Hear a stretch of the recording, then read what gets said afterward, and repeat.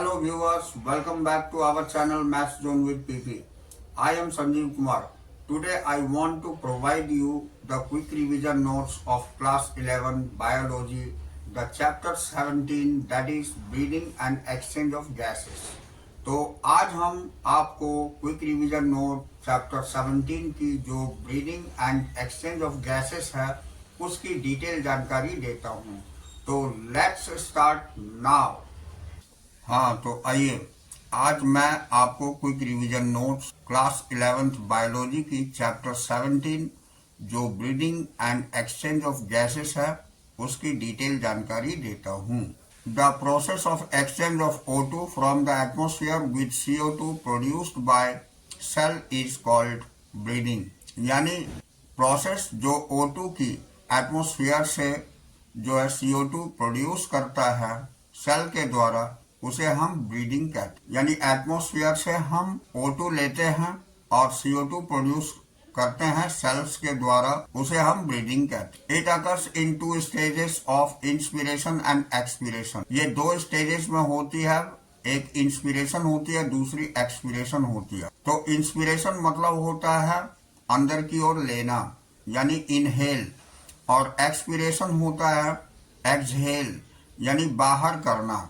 तो इनहेल में हम O2 लेते हैं और एक्सहेल में हम CO2 करते हैं। तो during inspiration air enters the lung. Inspiration के दरमियान एयर जो है हमारे लंग्स में एंटर करती है फ्रॉम एटमोस्फियर से, and during expiration air leaves the lungs.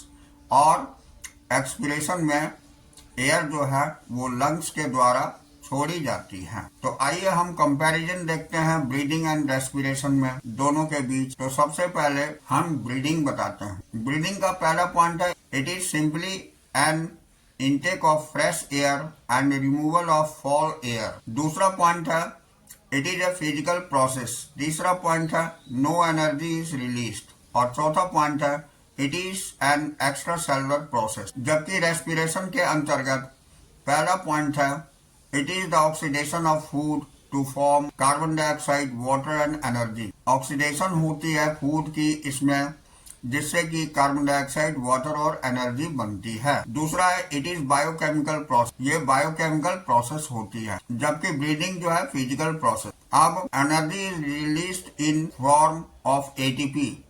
Energy जो है एटीपी के फॉर्म में रिलीज होती है रेस्पिरेशन में। चौथा पॉइंट है it is N intracellular process. ये सेल के अंतर्गत होने वाली प्रोसेस होती है। तो इस तरह हमने ब्रीडिंग और रेस्पिरेशन में डिफरेंस देखा। अब देखिए respiratory organs. Mechanism of breathing varies in different organism according to their body structure and habit. यानी ब्रीडिंग की जो मैकेनिज्म होती है ये अलग अलग तरह के होते हैं अलग अलग ऑर्गेनिज्म में, उसकी बॉडी स्ट्रक्चर और हैबिटेट पर डिपेंड करते हैं। तो रेस्पिरेटरी ऑर्गन्स क्या क्या होती है और किस किस ऑर्गेनिज्म में होती है ये हम डिटेल जानते हैं। तो एंटायर बॉडी सरफेस से स्पॉन्जेस, सिलेंट्रेट एंड फ्लैटवर्म में होती है। स्किन के द्वारा अर्थवर्म में होती है। ट्रैकियल सिस्टम के द्वारा इंसेक्ट्स में होती है। गिल्स के द्वारा फिशेस और एक्वेटिक आर्थ्रोपोड्स में होती है। और लंग्स के द्वारा एम्फीबियंस एंड मैमल्स में होती है। इसमें हमने रेस्पिरेटरी ऑर्गन्स और किस एनिमल में किसके द्वारा होती है ये डिटेल जानकारी लिए। अब हम आते हैं ह्यूमन रेस्पिरेटरी सिस्टम। तो human respiratory system consist of pair of nostrils, pharynx, लैरिंग्स, bronchi and bronchioles that finally terminates into alveoli।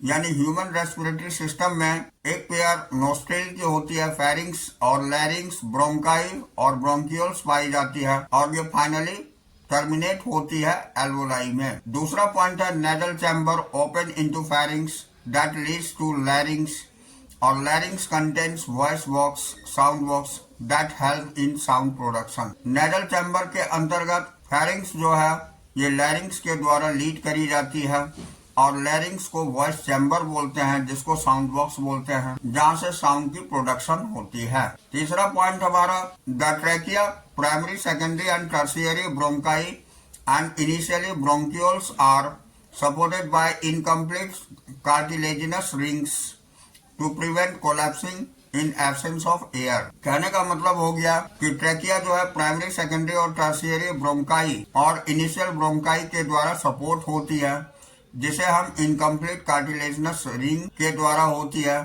To prevent, जो प्रिवेंट करती है collapsing in absence of air, absence of air में। उसके बाद हमारा each bronchioles terminates into the irregular walled vascularised bag like structure called alveoli. जितने भी bronchioles है ये टर्मिनेट होती है इरेगुलर वॉल के द्वारा, जो वेस्कुलराइज्ड बैग लाइक स्ट्रक्चर होती है, जिसे हम एल्वोलाई बोलते हैं। यहाँ हमें फिगर में सारी चीज दिखाई गई है। ये ऊपर की इपिग्लोटिस है, ये लैरिंग्स और ये ट्रेकिया है, ये ब्रोंकस है, ये कट एंड ऑफ रिब्स दिखाई गई है, ये लंग्स दिखाई गई है।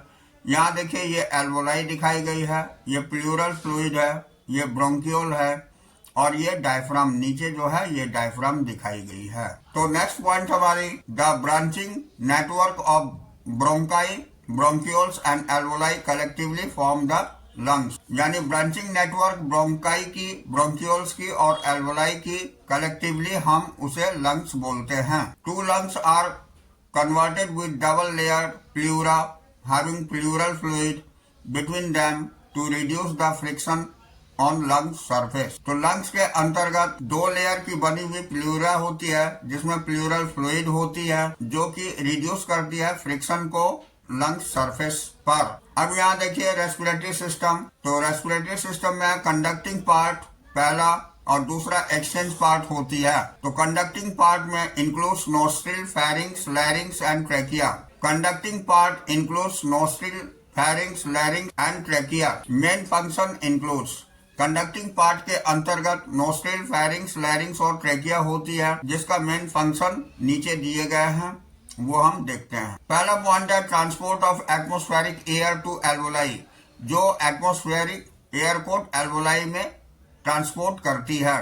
दूसरा पॉइंट है removing foreign particles from air, humidifying it and bringing it to body temperature.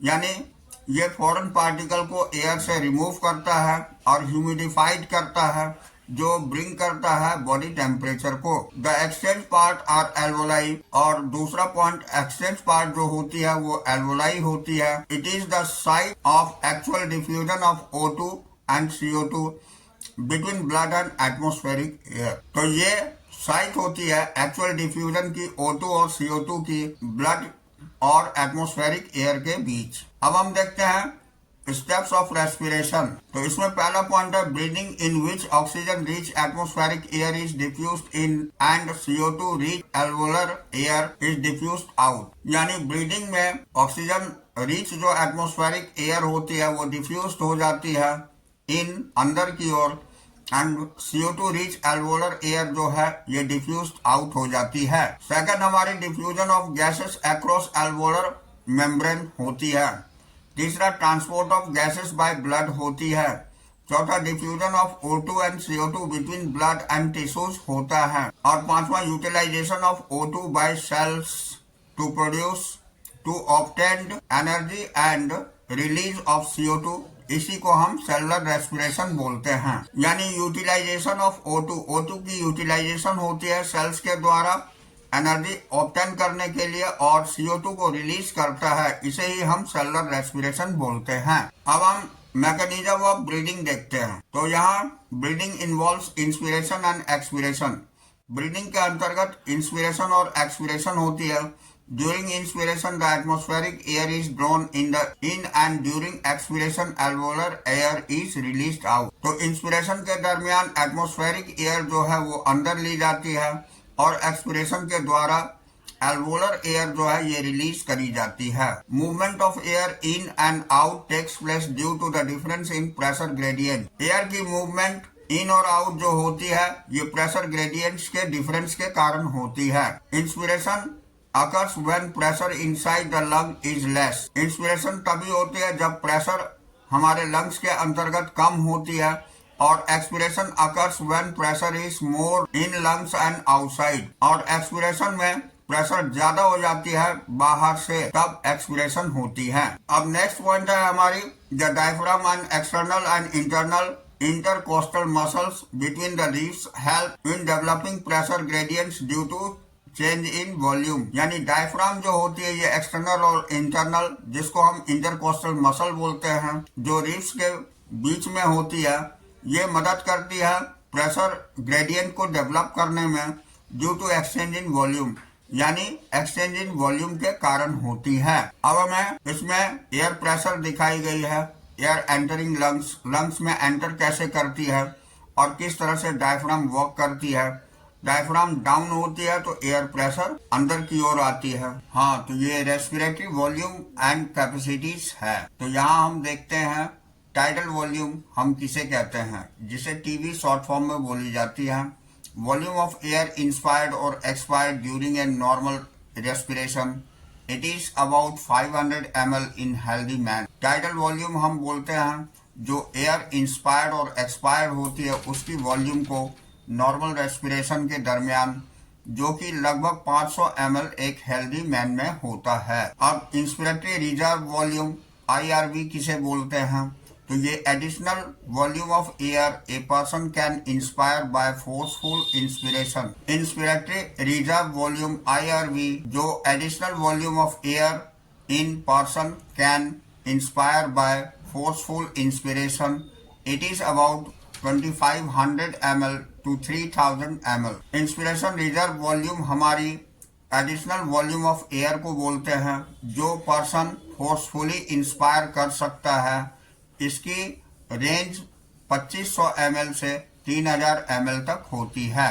Expiratory reserve volume ये ERV बोलते हैं। तो additional volume of air a person can expire by forceful expiration, it is about 1000 ml to 1100 ml। यानी ये additional air volume होती है जो कोई भी पर्सन एक्सपायर कर सकता है फोर्सफुली एक्सपिरेशन के द्वारा। इसकी रेंज 1000 ml से 1100 ml तक होती है। अब नेक्स्ट हमारी है residual volume RV, volume of air remaining in lungs even after a forceful expiration.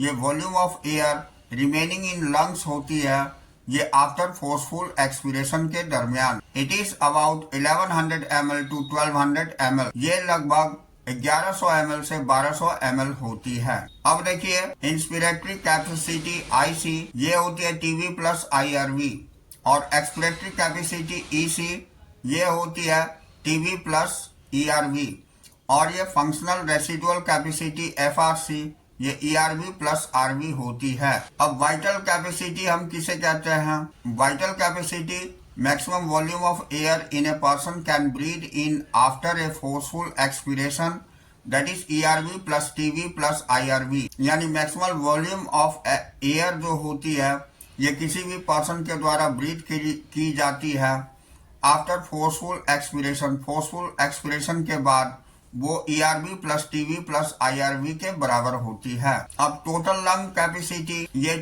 TLC कहलाती है, total volume of air accommodated in lung at the end of forced inspiration. ये टोटल वॉल्यूम ऑफ लंग्स होता है, accommodate होता है lungs में, जो कि फोर्सफुल इंस्पिरेशन के अंत में होता है। तो RV plus ERV plus TB plus IRV और वाइटल कैपेसिटी प्लस रिसीडुअल वॉल्यूम ये सारे होते हैं, उसी को हम टोटल लंग कैपेसिटी बोलते हैं। यहाँ हमें फिगर में ये सारी चीज पूरी डिटेल्स में दिखाई गई है कि कैसे एक्सपिरेशन और इंस्पिरेशन होती है, कहाँ से एयर कहाँ जाती है और किस तरह ब्लड की प्यूरिफिकेशन हो करके आफ्टर ऑल ये CO2 फॉर्म हो करके लंग्स के थ्रू एक्सक्रीट आउट हो जाती है। अब हम एक्सचेंज ऑफ गैसेस देखेंगे। तो exchange of gases takes place at 2 sites. ये हमारी 2 साइट्स में होती है। पहला एल्वोलाई टू ब्लड, ये पहला एल्वोलाई से ब्लड में होती है। अब बिटवीन ब्लड एंड टिश्यूज, और दूसरा हमारी बिटवीन ब्लड एंड टिश्यूज होती है। तो exchange of gases occurs by simple diffusion due to pressure and concentration gradients, solubility of gases and thickness of membrane. ये एक्सचेंज ऑफ गैसेस पाई जाती है सिंपल डिफ्यूजन के द्वारा, प्रेशर के कारण और कंसंट्रेशन ग्रेडियंट के कारण, जो सॉल्युबिलिटी गैस की और थिकनेस ऑफ मेम्ब्रेन पर डिपेंड करती है। दूसरा point, pressure contributes by individual gas in mature of gas.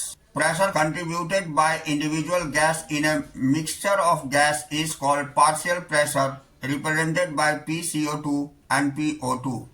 यानी प्रेशर जो कंट्रीब्यूटेड होती है इंडिविजुअल गैस की मिक्सचर ऑफ गैसेस के द्वारा, उसे हम पार्शियल प्रेशर बोलते हैं, जो रिप्रेजेंट होती है PCO2 और PO2 के द्वारा। Partial pressure of oxygen and carbon dioxide at different part involved in diffusion varies from one part to another and move from higher partial pressure to lower partial pressure। यानी partial pressure जो oxygen की और carbon dioxide की different part में होती है diffusion के द्वारा, ये पार्ट अनदर और move from higher partial pressure, जो हायर पार्शियल प्रेशर से लोअर पार्शियल प्रेशर में मूव करती है। अब solubility of CO2 is 20 to 25 times more than solubility of O2। यानी कार्बन डाइऑक्साइड की सॉल्युबिलिटी ऑक्सीजन की सॉल्युबिलिटी से 20 से 25 टाइम ज्यादा होती है। So CO2 diffuse much faster through membrane. यानी CO2 बहुत ही ज्यादा जल्दी डिफ्यूज करता है और बहुत तेजी से डिफ्यूज करता है मेम्ब्रेन के through. Diffusion membrane is 3 layer thick. Diffusion membrane जो होती है ये 3 लेयर की थिक होती है। That is alveolar squamous epithelium, जो एल्वोलर स्क्वैमस एपिथेलियम की बनी होती है, एंडोथेलियम और alveolar capillaries and basement substance between them. इसके अंतर्गत जो है एल्वोलर स्क्वैमस एपिथेलियम, एंडोथेलियम होती है और एल्वोलर कैपिलरीज भी पाई जाती है, जो बेसमेंट सब्सटेंस की इनके बीच पाई जाती है। इस फिगर में ये सारी दिखाई गई है। ये एल्वोलर वॉल है, ये बेसमेंट सब्सटेंस है, ये एयर है, एल्वोलर कैपेसिटी इसमें दिखाई गई है, ये ब्लड कैपिलरीज दिखाई गई है, ये आरबीसीज को भी रिप्रेजेंट करती है। तो किस तरह ये एयर जो है ब्लड में जाती है डिफ्यूज होकर के, ये प्रोसेस बताई गई है। अब हम ट्रांसपोर्ट ऑफ गैसेस देखेंगे। तो आइए ट्रांसपोर्ट ऑफ गैसेस में हम देखते हैं। पहला पॉइंट हमारी है, blood is the medium transport for CO2 and O2। Most of the oxygen 97% is transported through RBC and remaining 3% by blood plasma। यानी ब्लड जो है ये ट्रांसपोर्ट की मीडियम है CO2 और O2 के लिए। इसमें मैक्सिमम 97% ट्रांसपोर्टेड ऑक्सीजन होती है RBC के थ्रू और रिमेनिंग जो 3% होती है वो ब्लड प्लाज्मा के थ्रू होती है। अब 20 to 25% of CO2 is transported bye RBC। 20 से 25% CO2 ट्रांसपोर्ट होती है आरबीसी के द्वारा। 70% as bicarbonate and rest 7% is dissolved state blood plasma. यानी 20 से 25% CO2 ट्रांसपोर्ट होती है आरबीसी के द्वारा, 70% बाइकार्बोनेट और रेस्ट 7% जो है ये डिजॉल्व होती है ब्लड प्लाज्मा के द्वारा। अब हम ट्रांसपोर्ट ऑफ ऑक्सीजन देखेंगे। तो इसमें पहला पॉइंट है, haemoglobin in RBC combine with O2 to form oxy haemoglobin. यानी हीमोग्लोबिन जो आरबीसी में ऑक्सीजन के साथ कंबाइन करता है उसे हम ऑक्सी हीमोग्लोबिन बोलते हैं। Each hemoglobin combined with 4 oxygen molecules. प्रत्येक हीमोग्लोबिन जो है ये 4 ऑक्सीजन मॉलिक्यूल्स के द्वारा कंबाइन करती है। Binding of O2 is related with partial pressure of O2 and CO2। ये ऑक्सीजन की बाइंडिंग जो होती है ये संबंधित होती है पार्शियल प्रेशर O2 की और CO2 की, hydrogen ion concentration and temperature, और हाइड्रोजन आयन और कंसंट्रेशन से और टेम्परेचर से। अब ये percentage saturation of haemoglobin and partial pressure of oxygen form sigmoid curve. ये परसेंटेज सैचुरेशन हीमोग्लोबिन की और पार्शियल प्रेशर ऑक्सीजन की ये सिग्मॉइड कर्व बनाती है, जिसे ऑक्सीजन डिसोसिएशन कर्व भी बोलते हैं। In the alveoli PO2 is more and PCO2 is less. Alveoli में PO2 ज्यादा होती है जबकि PCO2 कम होती है। Less H+ ion concentration and lower temperature favours the binding of O2 with haemoglobin. यानी हाइड्रोजन आयन की कमी जो है वो कंसंट्रेशन और लोअर टेम्परेचर को फेवर करती है ऑक्सीजन की बाइंडिंग में विद हीमोग्लोबिन, हीमोग्लोबिन के साथ। Where opposite condition in tissue favours the dissociation of oxy haemoglobin. जहाँ अपोजिट कंडीशन जो है टिश्यूज की फेवर करती है डिसोसिएशन ऑक्सी हीमोग्लोबिन की। अब हम ट्रांसपोर्ट ऑफ कार्बन डाइऑक्साइड देखते हैं। तो carbon dioxide is transported by haemoglobin as carbamino haemoglobin. Carbon dioxide जो ट्रांसपोर्टेड होती है हीमोग्लोबिन के द्वारा, उसे हम कार्बामिनो हीमोग्लोबिन बोलते हैं। In tissue PCO2 is high and PO2 is less. इसमें टिश्यूज में PCO2 हाई होती है जबकि PO2 लेस होती है। That favour the binding of carbon dioxide with haemoglobin, जो फेवर करती है कार्बन डाइऑक्साइड को बाइंड करने में हीमोग्लोबिन के साथ। Opposite condition help the dissociation of carbamino haemoglobin in alveoli. Opposite condition ये हेल्प करती है डिसोसिएशन कार्बामिनो हीमोग्लोबिन की एल्वोलाई में। अब हम नेक्स्ट पॉइंट देखते हैं। Enzyme carbonic anhydrase help in formation of carbonate ion and transport carbon dioxide. Enzyme carbonic anhydrase जो है ये मदद करती है कार्बोनेट आयन फॉर्मेशन करने में और ट्रांसपोर्ट करती है कार्बन डाइऑक्साइड को। अब हम रेगुलेशन ऑफ रेस्पिरेशन देखते हैं। तो human being have ability to maintain and moderate the rate of respiration to fulfil the demand of body tissue by neural system. Human being जो होती है उसमें ये योग्यता होती है कि वो मेंटेन और मॉडरेट कर सके रेट ऑफ रेस्पिरेशन को और फुलफिल कर सके अपनी डिमांड को बॉडी टिश्यूज का न्यूरल सिस्टम के द्वारा। Respiratory rhythm centre is located in medulla. Respiratory rhythm centre जो है ये लोकेटेड होती है मेडुला रीजन में ऑफ हाइंड ब्रेन की। ये न्यूमोटॉक्सिक सेंटर, जिसे हम न्यूमोटॉक्सिक सेंटर बोलते हैं, in pons moderate the functions of respiratory rhythm centre. Pneumotaxic centre pons में होती है जो मॉडरेट करती है फंक्शन को रेस्पिरेटरी रिदम सेंटर का। अब chemosensitive areas near rhythm centre is highly sensitive to CO2। Chemosensitive area जो होती है ये रिदम सेंटर के नजदीक होती है, जो हाईली सेंसिटिव होती है CO2 के लिए एंड H+ आयन के लिए। That ultimately control the respiratory rate, जो अंततः रेस्पिरेटरी रेट को कंट्रोल करती है। Oxygen do not play major role in controlling rate of respiration. Oxygen कोई मेजर रोल नहीं करती है रेस्पिरेशन की रेट को कंट्रोल करने में। अब हम फंक्शन ऑफ रेस्पिरेशन देखते हैं। इसका पहला पॉइंट होता है एनर्जी प्रोडक्शन, दूसरा point maintenance of acid base balance होता है, तीसरा पॉइंट मेंटेनेंस ऑफ टेम्परेचर होता है, चौथा point return of blood and lymph होती है। अब माउंटेन सिकनेस क्या होता है ये मैं बताता हूँ। Mountain sickness is the condition characterised by the ill effect of hypoxia. ये शॉर्टेज ऑफ ऑक्सीजन होती है in the tissues at high altitude commonly to person going to the high altitude for the first time. कहने का मतलब हो गया कि जब हम हाई एल्टीट्यूड पर जाते हैं तो उस समय में कुछ ऑक्सीजन की टिश्यूज जो है ले नहीं पाती है और शॉर्टेज ऑक्सीजन की हो जाती है।